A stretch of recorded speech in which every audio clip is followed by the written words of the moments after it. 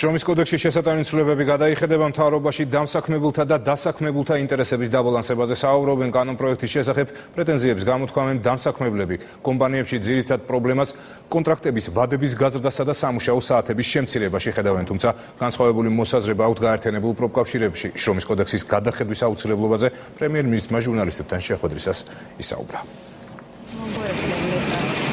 ეს საკონსერვო ქარხანა სრული დატვირთვით მხოლოდ 9 წლის განმავლობაში მუშაობს. საქმიანობის სეზონურობიდან გამომდინარე ამ პერიოდში კომპანია დამატებით მუშახელს ქირაობს. შრომის ახალი კოდექსის მიღებამ კომპანიას შრომითი კონტრაქტების დადებაში შესაძლოა პრობლემები შეუქმნას. ყველა მათგანისთვის ფიქსირებული ვადის ხელშეკრულების გაფორმება ცოტა რთული იქნება ჩვენთვის, იმიტომ რომ წინასწარ არ ვიცით, წინასწარ განსაზღვრული არ არის ფაქტის დღეების რაოდენობა დაგჭირდება ამ მედრეულიდან გამომდინარე.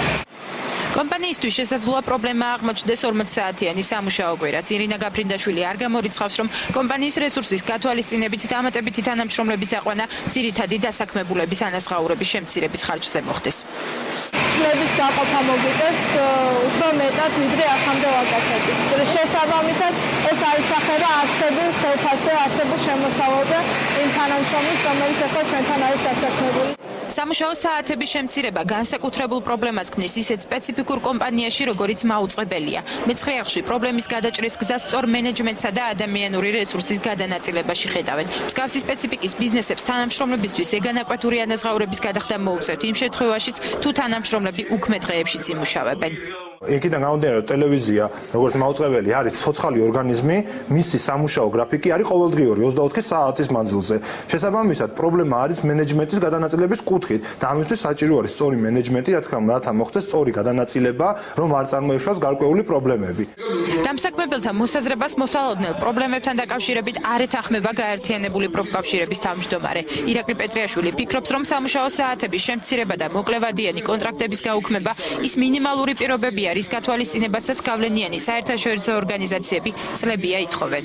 თუ ესე ვთქვათ, პრობლემას წარმოადგენს ის, რომ დაუშვათ არ უნდა ზეგანაკვეთურის გადახდა, ან დაუშვათ პრობლემა აქვთ ახალი კადრის მოყვანასთან დაკავშირებით, ამ შემთხვევაში შეუძლიათ, რომ დღემაგიერი მიცენ, მაგიერი საათები მიცენ. შრომის ომბუდსმენი შიშობს, რომ კანონის პრაქტიკაში დასანერგად საკმარისინება ჯერ კიდევ არ არსებობს.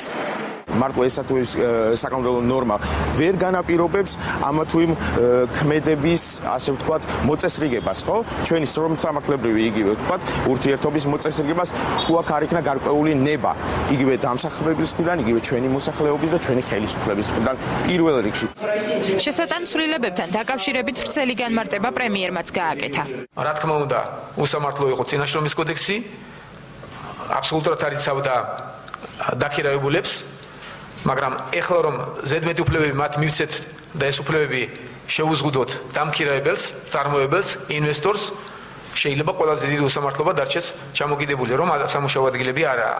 საქართველოს პარლამენტმა იუსტიციის სამინისტროს მიერ შემუშავებული შრომის კოდექსის ცვლილებები 19 აპრილს პირველი მოსმენით 75 ხმით მიიღო. კანონპროექტის სახეცვლილ ვარიანტს მეორე მოსმენაზე რამდენიმე დღეში წარადგენენ.